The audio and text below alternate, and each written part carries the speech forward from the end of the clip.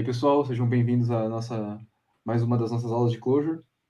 Hoje a gente vai ter uma aula mais lúdica. A gente vai resolver um problema do Advent of Code usando o Clojure. Então, as coisas que a gente aprendeu até agora são suficientes para a gente resolver pelo menos um desses problemas aqui. Do dia 1 a gente consegue resolver os dois, especificamente. E o Advent of Code é um evento que acontece todo o período do Advento. Eles liberam um problema por dia, e quem resolve o problema mais rápido ganha mais pontos. A gente também... você pode também ter um placar privado, e a gente tem um lá na Liberty Tech, então quem gostar pode participar lá com a gente. Para participar, a gente vai deixar o link na descrição. Então vamos lá, vamos começar. Então o dia 1 aqui é uma contagem de calorias, né? Então, vamos não ter muitas delongas aqui, já vamos direto para o problema. E a gente vai ver aqui que tem uma entrada para a inputzinha dele aqui. E vai vir um arquivo com vários números e espaçados entre line breaks, né? A gente tem que... então, essa lista representa as calorias da comida carregada por 5 elfos. Então, aqui é calorias de um elfo, calorias de outro, calorias de outro, calorias de outro e calorias de outro. Então, a soma dessas calorias são quantas calorias cada um dos elfos está carregando. Eles são separados pela quebra de linha. Então, o negócio a gente precisa saber qual o total de calorias que o elfo que está carregando o máximo de calorias tem. A gente recebe uma entrada. Cadê a input aqui do problema? Esse aqui é o puzzle input. Então, eu já copiei ele para um arquivo no meu computador. Eu vou mostrar aqui para vocês no Emacs. Vou abrir aqui. Essa é a input que está lá. Então, a gente verificar aqui, ó, 5916, 7281. Não vou verificar todos, vocês vão ter que confiar em mim. E, bom, vamos lá. Esse nome do arquivo... Então, Shima, para resumir, pode abrir aquele arquivo, né? E aumentar a fonte.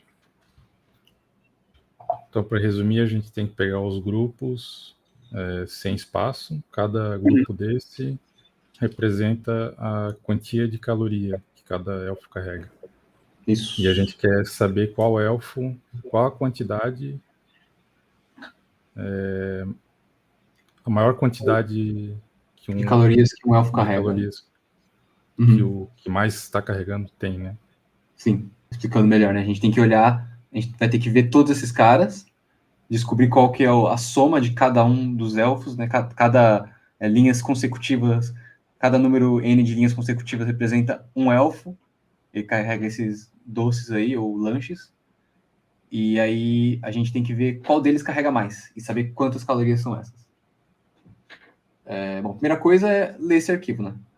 Então, para Clojure a gente tem uma função para isso, que é o slurp. Então, como a gente chama uma função em Clojure, a gente abre uma lista, escreve o nome da função, slurp, e o slurp é uma função que lê um arquivo, um output, um arquivo que está no nosso file system, né? A gente vai dar o endereço dele no nosso file system e um string. Vocês podem ver ali embaixo, o nome do arquivo é di1-input.txt. Então, vamos lá. di1-input.txt. E eu vou dar Ctrl+C, Ctrl+E, para ver qual que é o valor dessa expressão aqui. E ele cuspiu uma cacetada de coisa, porque o arquivo é meio grande, né? A gente pode ver o valor que ele cuspiu rodando o comando do cider, que é inspect last result. E aqui, ó, a gente está inspecionando, a gente pode ver que é o cara mesmo, né? Deixa eu subir aqui. Então, a primeira é 5916, depois 7281, 1715, beleza. Realmente é o cara que a gente quer. Como isso é um arquivo grande, a gente não quer ficar lendo ele toda hora. Então vamos colocar ele num símbolo, por enquanto. Numa variável, mas o nome correto é símbolo. Vamos usar o nome correto, porque ele não muda, não varia. Então def, a gente já conhece esse. Então def, a nossa função, input, é o primeiro parâmetro do def, que é o nome do símbolo, e o que ele será definido como, que é a entrada disso aqui. Então, Ctrl C, Ctrl E, agora a gente tem o nosso símbolo input. Legal. Como a gente tem uma input, a gente precisa trabalhar nela agora, né? A gente precisa fazer alguma coisa com ela. A gente pode ver que ela é uma stringona, né?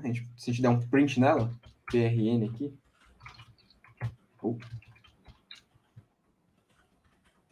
Ali não é o REPL, ali é só o result, né? É interessante. prn é a função, input. prn ele só joga na standard output. Então, quando você vê o valor dessa função, dessa expressão, é new, né? Não tem nada. E como aqui nesse buffer a gente está no inspect last result, ele dá new pra gente, simplesmente. Mas se a gente for no REPL, pode ver meio grande, deixa eu rodar de novo aqui. De novo. Então, tá aqui. Então, o arquivo ele foi lido como uma grande string. Uma coisa que a gente poderia fazer para começar é separar todos esses valores, todos esses itens em linhas, né? em um array gigante, uma lista gigante. Então, a gente já deu o slurp aqui. A gente já tem o input. Agora a gente precisa quebrar ele. A gente pode fazer isso usando uma função de um outro pacote. A gente vai ter que importar ele aqui, que é o closure string. Vou fazer isso aqui agora. Fazer isso na definição aqui, ou fora também, você pode fazer de outro jeito, mas vou ensinar aqui por enquanto. Você vai colocar 2.require, e você vai mandar o nome do pacote, closure.string. A gente pode dar um alias para ele, que é para não ter que escrever isso aí tudo, né? Mais fácil. S, então, closure string, você vai chamar ele de S. E a gente vai ter que dar evaluate de novo, né? De novo, ele printou lá de novo, normal. No S, no closure string, a gente tem algumas funções para manipular strings. Uma dessas é a string split lines. E aí, ele vai dar isso aqui cortado em linhas para mim. Então, vamos ver. Eita, nós. Agora, como eu não estou mais vendo... Agora eu não joguei no stdout, né? Eu não joguei no standard output. Agora eu joguei no REPL mesmo, porque isso aqui retornou um valor para mim. Vamos ver que valor Pode retornou. dar um Ctrl+C, Ctrl+P. É fora da expressão. Esse eu não conhecia. Maneiro. E agora, né, a gente tem um arrayzão com todos os caras, só que agora separados, né? Então, esse aqui tem essas calorias, esse aqui não tem nada. Esse aqui tem as calorias, esse aqui não tem nada. Então, agora a gente tem algo mais estruturado, né? Ao invés de ter só um array gigante, a gente tem as calorias separadas em arrays adequadamente. Próximo passo, a gente precisa, de alguma forma, agrupar esses caras e ignorar os que são a line break, né? Porque, tipo, a gente quer esse cara aqui. Esse cara é um elfo. Isso aqui só tá me dizendo que, ó, acabou esse elfo. O próximo elfo tem isso aqui. Então, a gente precisa de algum jeito de fazer isso. Tu quer fazer agrupar pela quebra de espaço ali, né? Dá para fazer um split. Splitar o array? Partition by. É isso, né? Verdade. Então, a gente já tem esse cara aqui. O próximo passo é um partition by. Aí tem, então, tem que passar uma condição daí para... Quando que a gente quer quebrar, né? Então, quando que a gente quer quebrar a lista. Aí, nesse caso, a gente pode quebrar quando ela for branca, por exemplo. For, é c.s.blank. vazia. Não é ponto, é barra.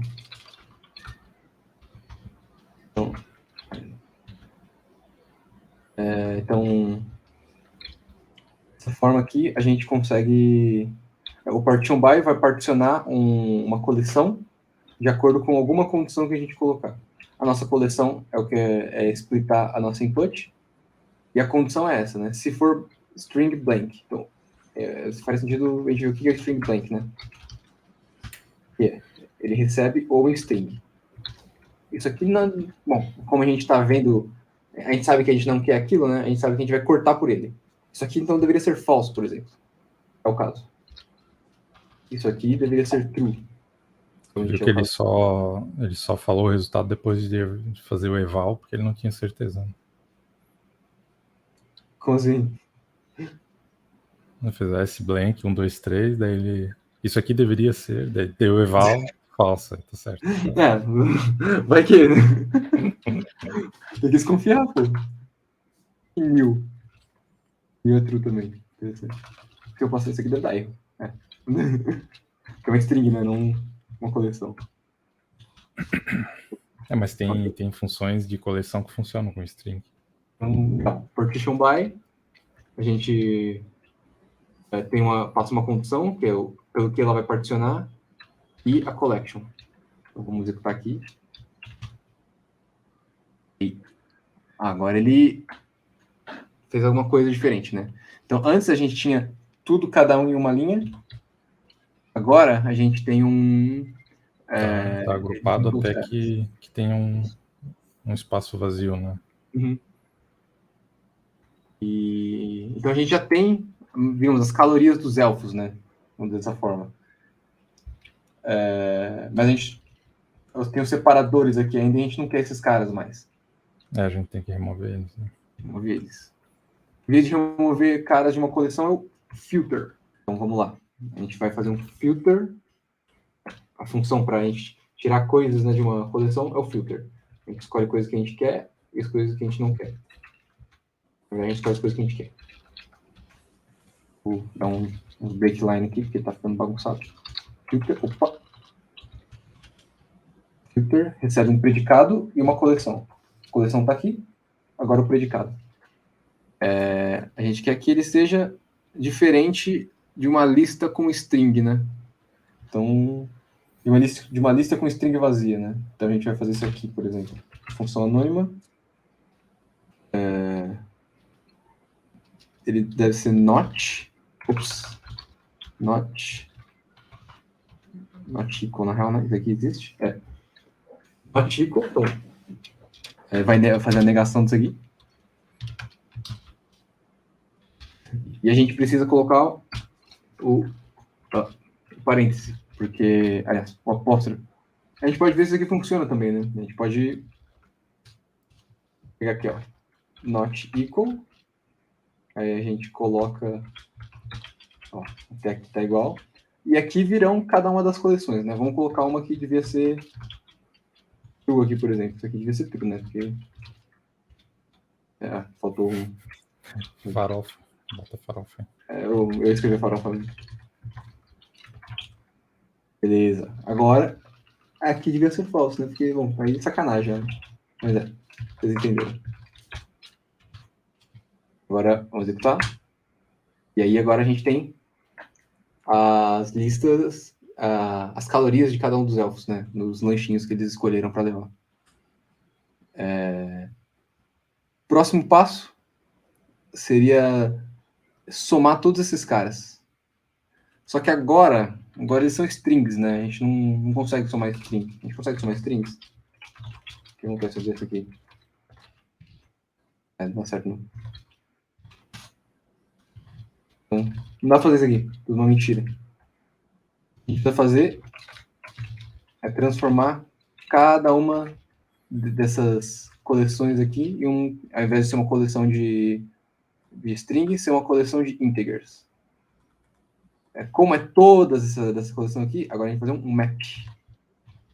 Então, que vai fazer o map exatamente? Eu vou mapear cada uma das coleções que tem dentro dessa coleção maior de uma coleção de string para uma coleção de integer.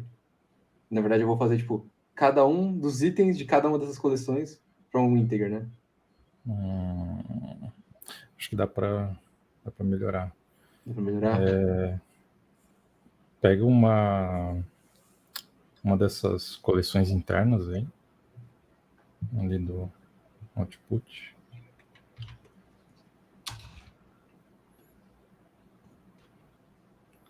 E aí, vamos lá. A gente quer usar o map, a gente quer transformar cada elemento dessa coleção. Isso. Para fazer isso, a gente tem que aplicar uma função a cada elemento. Uhum. O closure, e como todas as linguagens funcionais, ele nos provê uma função chamada map, que é exatamente isso. Ela aplica uma função qualquer a todos os elementos de uma coleção. Ok. Nesse caso aqui, a gente então quer converter esse texto, né, que contém um número, em um número de fato, para poder executar operações aritméticas. Uhum. A gente poderia usar o parse int, parse long. Beleza. Então a gente converteu essa coleção aí de strings em uma coleção de longs. Uhum. Se o Kishima parar de brincar aí. Eu tinha colocado o teclado japonês aqui. Tá, ok. Fizemos. Agora a gente pode somar essas coisas. Não, agora calma lá. Mas a nossa estrutura não é um mapa de strings. Não é uma coleção de strings. É uma coleção de uma coleção de strings. Coleção de coleções. Esse cara aqui. Então, o que a gente vai ter que fazer? A gente tem que fazer o map do map. Sim. Vamos testar dessa forma reduzida aí.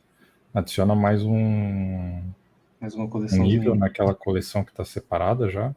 E bota um... Aí.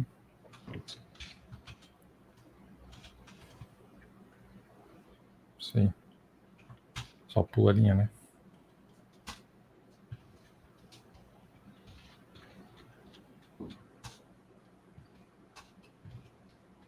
E agora temos duas coleções aqui. Isso aqui vai dar erro, né? Porque ele vai tentar parsear realmente. A gente tem que fazer um map para um map.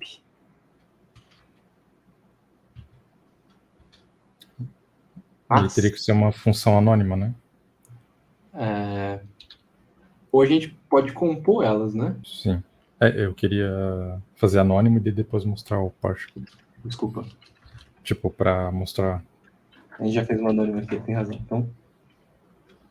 Daí tem que botar o coisa. Quebra essa linha aí depois na coleção e bota menos elementos nessa de baixo. Né? Tá. E daí deixa tudo na mesma linha também. Fica mais agradável visualmente. Então agora a gente tem uma coleção a mais. Isso, a gente tem a coleção dentro de uma coleção de coleções. Uhum.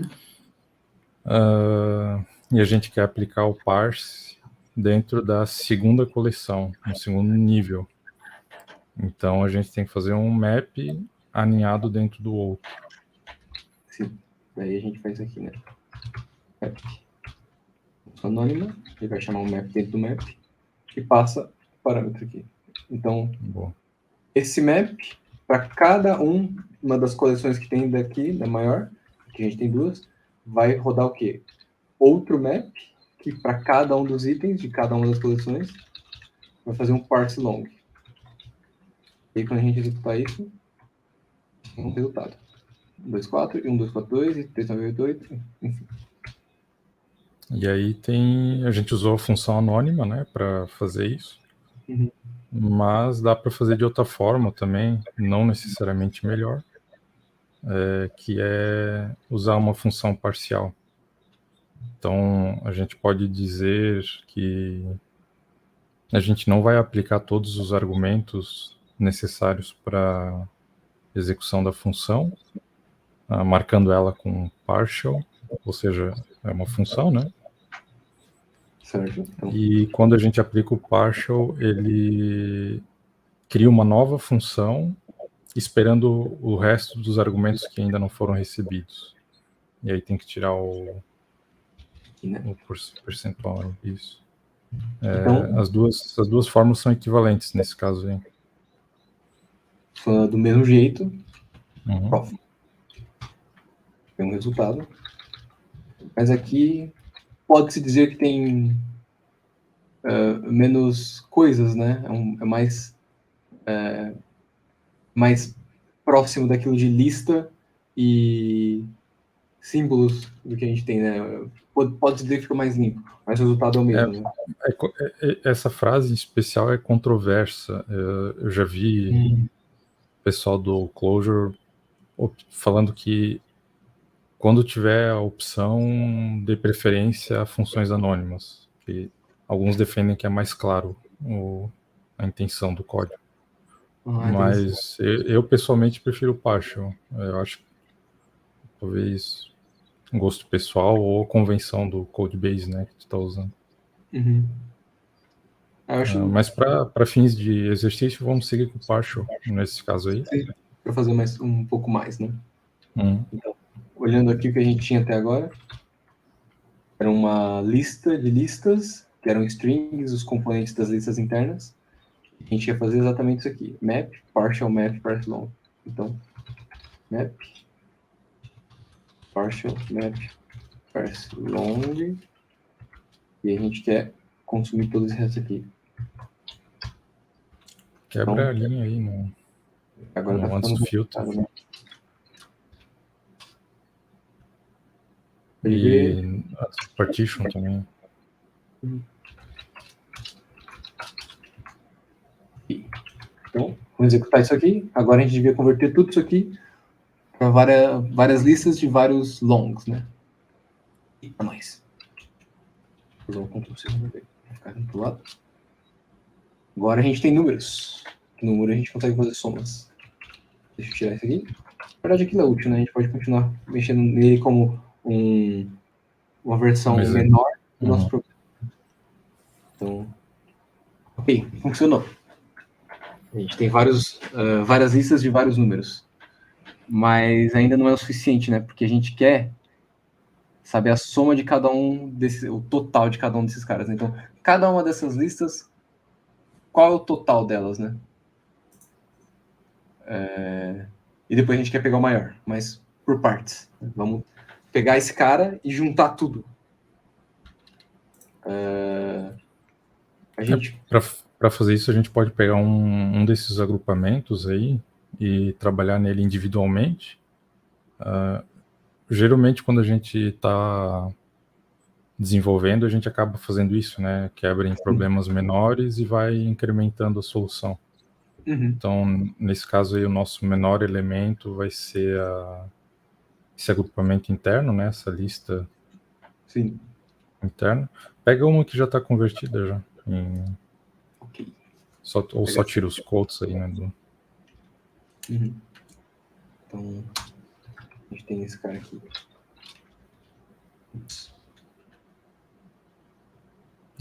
Alt S. Então, a gente tem aqui uma lista.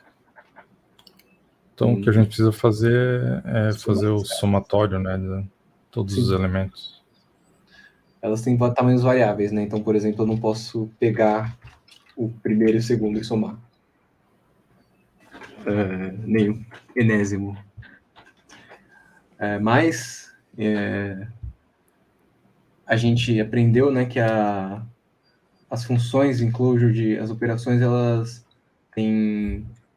podem receber mais de um argumento, né? Então, por exemplo, a soma, Ela pode receber mais do que só o 1 e 2, por exemplo, só 2 argumentos, né? Você pode somar vários caras usando a mesma função.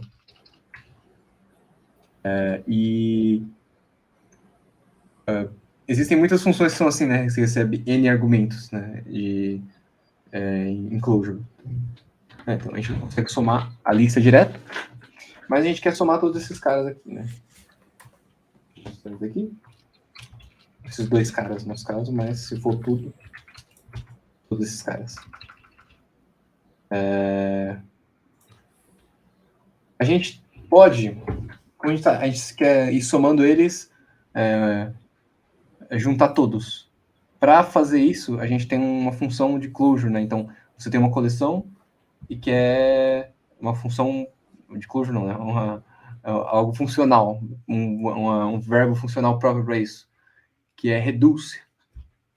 E como ele funciona é que ele recebe uma função de 2 parâmetros. O primeiro parâmetro é o acumulador, e o próximo parâmetro é o próximo item, e ele vai fazer alguma coisa com esses caras de acordo com a sua função. Como a nossa função é soma, a gente nem precisa passar um acumulador default, porque ele vai aplicar para esses 2 itens aqui. Então ele vai considerar o primeiro item como acumulador e o próximo como segundo item da lista. E aí a primeira execução dessa função vai ser mais 3711 6672. Vai retornar esse valor. Na verdade, não precisa passar o valor inicial para o acumulador, porque os operadores aritméticos têm implementado neles que quando não for passado nenhum argumento, ou só um argumento, sendo que eles são operadores binários, né? Eles já sabem, ele devolve a identidade. Então, se tu executar o mais como uma função sem argumento, ele vai devolver 0. Eu vi ali, não sabia disso. Então isso aqui é 0. Uhum. Legal. A multiplicação é 1 daí. Que é Então, o valor que não modifica, né? essa eu não sabia. Olha aí. Aprendi isso estudando transducer. Eu achei que é porque a definição da função que o reduce recebe também é tipo, se você não passar um valor default para redução, ele vai receber o primeiro e o segundo valor. Mas se tiver um elemento só. Assim. Então, aí tipo iria dar erro, né? Mas não verdade, dá. verdade. Por que não dá? Alguma coisa acontecendo, né? Então, ele tá passando um cara só. É isso aqui, né? Ele tá rodando isso aqui. Exatamente. Daí ele, tipo, ele sabe qual que é a identidade, né? Da operação de soma para um número. E ele provê esse número para a operação. Uhum. Ok, então não é isso que acontece, eu menti. Mas isso aqui funciona, a gente entendeu que isso aqui funciona agora. Então, vamos subir para o nosso exemplo nível médio aqui, né? A gente tem 2 caras, 2 listas de números. A gente vai mapear e reduzi-las. Então a gente faz como? Então, map aqui. E aí a gente vai passar com função anônima. A gente poderia fazer um partial também de novo, né? Uhum. Diferenciar partial, reduce ou e soma. Apareceu uns campos sem espaço de novo. Aqui. Agora a gente tem os caras mais fechadinhos aqui. Esse aí já é o somatório dos agrupados aí, né? Sim. Então agora a gente já tem um jeito de ver o total de calorias que cada um dos elfos está carregando. Vamos fazer isso aqui, meu grande exemplo agora. Então, cada vez menos espaço. Eu vou colocar numa linha a mais aqui já. Uma partial reduce soma. Adiciona esse cara e a gente executa. Agora a gente tem uma lista só dos totais de cada um dos elfos. E é uma tremenda lista. A gente quer ver, vamos ver lá de novo,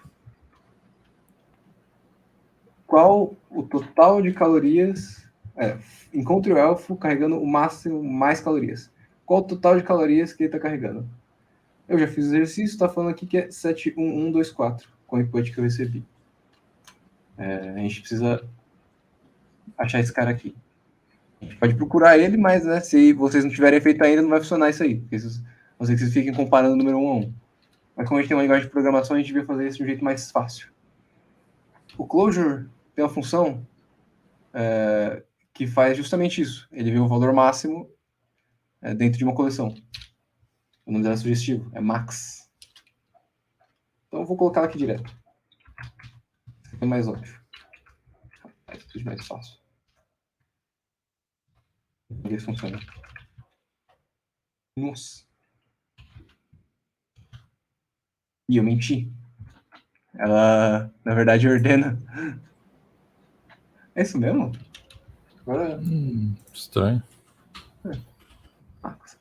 Returns the greatest of the nuns. Eu fiz uma coisa errada, será? Ah, é que ele tem que usar apply daí.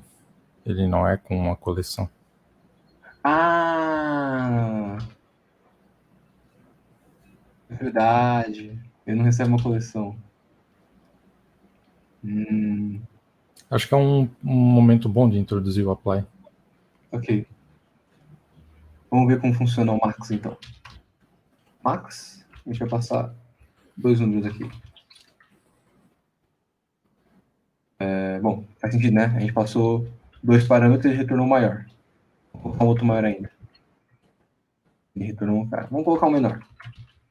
Ele ainda retornou um maior. A função que funciona. Mas a gente não está passando cada um dos itens dessa lista como um parâmetro novo, né? A gente está passando uma lista com vários caras. Então a gente precisa de um jeito de receber todos esses caras como um item só. Ou, digamos, com vários itens. Para ficar bem claro, escreve ali o que a gente tem e o que a gente gostaria. Ah, tá. Okay. Então, tipo, a gente tem um max de um vetor, né? De uma lista. E a gente quer um max de argumentos. E a gente quer isso aqui. Então, isso aqui é como se ele estivesse recebendo um argumento só, né? Então, eu nem sei como eu consigo isso aqui. E a gente quer espalhar ele, né? Cada elemento dessa lista a gente quer que seja aplicado como um argumento da função max. Então, a gente quer que cada um dos elementos dessa lista seja usado, seja aplicado como um elemento, um parâmetro de max. Para fazer isso, tem uma função em Clojure, que chama apply. Então, como ela funciona? Apply recebe uma função, que é a função que a gente quer aplicar, né? E uma lista, que seria a lista de todos os parâmetros que aquela função vai receber. Então, aqui a gente está apply em max com a lista 1, 2, 4, 3. Se a gente tem que executar isso, deveria ser 4. E é o caso. O que a gente vai fazer agora é a mesma coisa, só que ali, em cima. A gente pode fazer no meio termo antes para ver, né? Então a gente tem lá 1366 e 14355. A gente deu uma coisa aqui, apply max.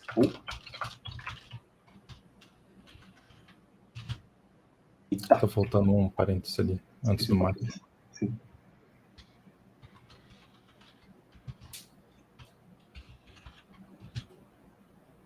Realmente, o 14.355 é maior que o 1.366, acho. É isso aí. Então, ali no nosso exemplo, falta só colocar o apply. Então, vamos dar uma olhada. E aí, o resultado é o mesmo que está lá no puzzle answer, 71.124. Eu não gosto muito de... Eu tenho que pensar um pouco para falar os números às vezes. Então, a primeira parte do puzzle foi resolvida assim. Temos a resposta. Porém, esse código tá feio. Não é a forma que você vê no dia a dia. Exatamente. Ou pelo menos não deveria haver, né? Espera-se que não aconteça. O que a gente pode fazer para melhorar isso aí, Kishima? Tem uma macro em Clojure que chama thread first e outra que chama thread last. E ela é o tipo de coisa perfeito para isso, em que você vai encadeando resultados de funções uns no outros, né? Ela serve para justamente isso. Consegue demonstrar isso num exemplo reduzido? Uhum. A gente pode usar esse nosso exemplo aqui, né? Então, a gente vai inverter a escrita que as funções foram feitas. Vamos pegar primeiro esse cara aqui, que é o innermost, né? O mais adentro. Tá certo. Então, esse aí é o teu dado inicial, né? O teu, Isso. teu começo. E para fazer o thread... Bota num def, sim. Fica mais limpo. Um def aqui, fica mais legal. E o thread, ele é uma setinha assim. Esse é um thread first. Se a gente executar isso assim, ele vai retornar o primeiro cara, né? Isso aí, então, não faz nada no código, né? Não. Só dessa forma. Não. Ele só vai avaliar o resultado daquele... Aqui no wrap, por exemplo, ele só vai avaliar o resultado daquele símbolo, né? O que tem lá. O que a gente faz é que com o thread first, ele vai colocar para cada uma das funções que você for passando, você não vai passar o primeiro parâmetro delas, você só vai passar os próximos depois do primeiro. E o que vier na função anterior à cadeia de funções que você vai colocar, ele vai passar como para o primeiro resultado. Então, vou fazer um exemplo aqui que não tem nada a ver com o nosso exercício. A gente tem uma lista que possui duas listas, né? Se eu quiser pegar a primeira dessas aí, tem uma função que chama first. Se a gente executar isso aqui agora, example, eu vou rodar first nela.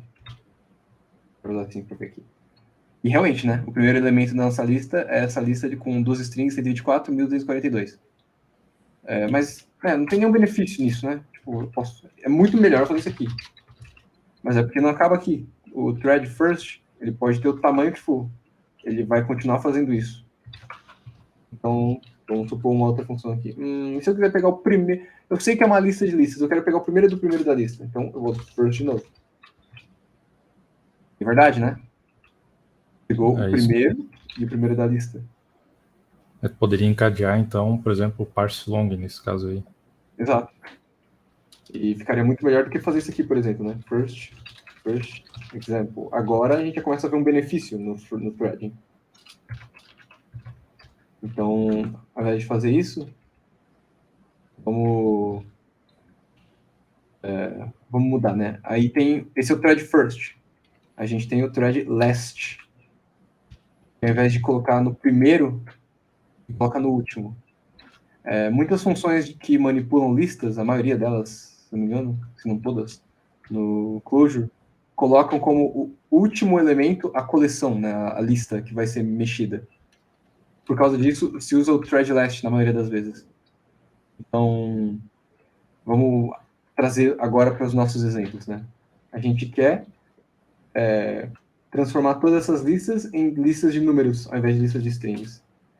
Então, a gente vai dar um map, partial, map, parse, long. Foi o que a gente fez até agora. Vou rodar aqui, deixa eu colocar o resultado lá.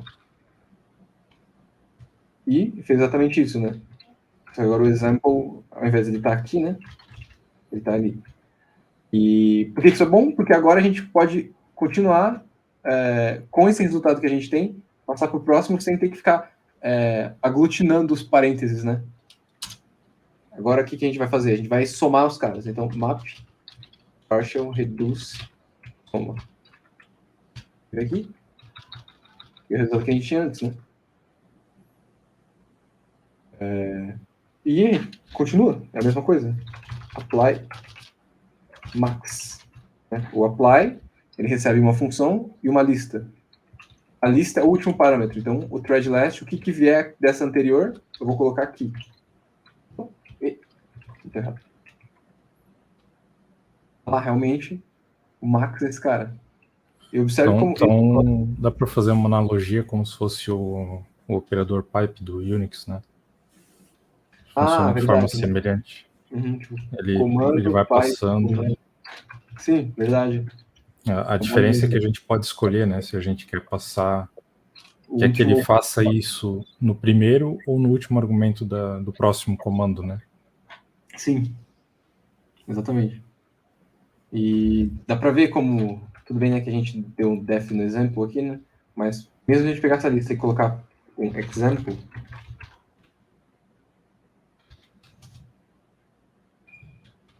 dá para ver que isso aqui, uma vez que você entende do que se trata, é muito mais simples de ler disso aqui, né? Você começa de cima para baixo. Aqui você tem que encontrar o que está mais dentro e ir saindo. A leitura é muito mais... É o oposto do que a gente aprende a ler, né? Até, né? Você tenta achar um negócio no meio e vai saindo. Então, é um sentido contrário que a gente está acostumado a fazer. Aqui, de cima para baixo. Mas você tem que entender o que significa o thread first e o thread last. Esse é o conceito, sim, diferente. E a gente pode fazer aqui no nosso primeiro exemplo também, né? Então, vamos lá. A gente tem S barra switch lines input.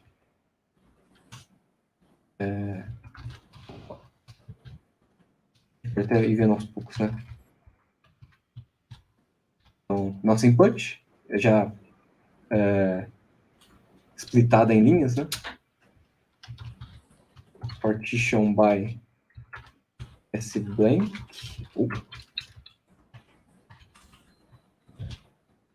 Agora, juntamos tudo. Filter not. Vamos deixar aqui para a gente ter tanto referência do partial quanto da função anônima. Agora tiramos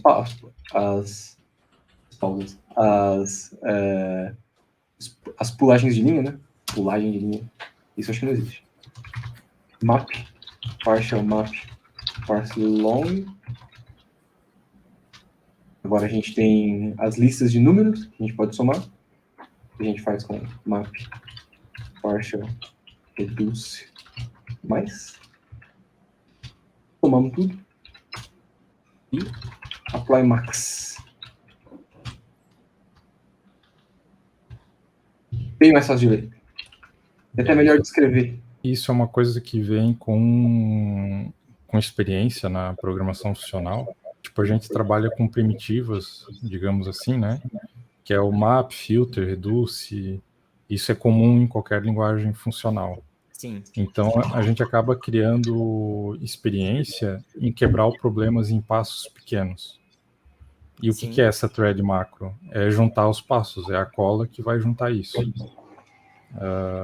Então, tipo, mesmo que não existisse a thread macro, o programador que está programando de forma funcional, ele eventualmente vai começar a pensar em problemas divididos em maps, filters, reduces, e aí essa thread macro só deixa tipo o código mais limpo para aplicar esses passos pequenos. Uma curiosidade é que o reduce, acho que o nome formal dele é o fold, na real, né? Exatamente, é o fold. O termo de academia, né? Mas é a mesma coisa. Você vai reduzir ou dobrar uma coleção. Exatamente. E ele não necessariamente é sempre em uma direção, né? Tu pode escolher, dependendo do que tu quer fazer, né? Tem o fold a partir da esquerda e tem o fold a partir da direita. É do fim do começo da coleção, né? Então, essa é a primeira parte. Daí fica a segunda parte de desafio. O problema do Advent of Code geralmente funciona dessa forma, né? Você faz a primeira parte e aí parte do código que você já usou, você reutiliza na segunda parte, né? Então, dá para começar daqui a solução. E espero que vocês tenham gostado. Qualquer dúvida, fala com a gente. Se inscrevam aí no canal, like no vídeo e vamos embora. Participa lá do leaderboard com a gente. É isso aí. Vai falar uma coisa, Jean? Beleza. Deixa no vídeo, vai ficar engraçado. Não.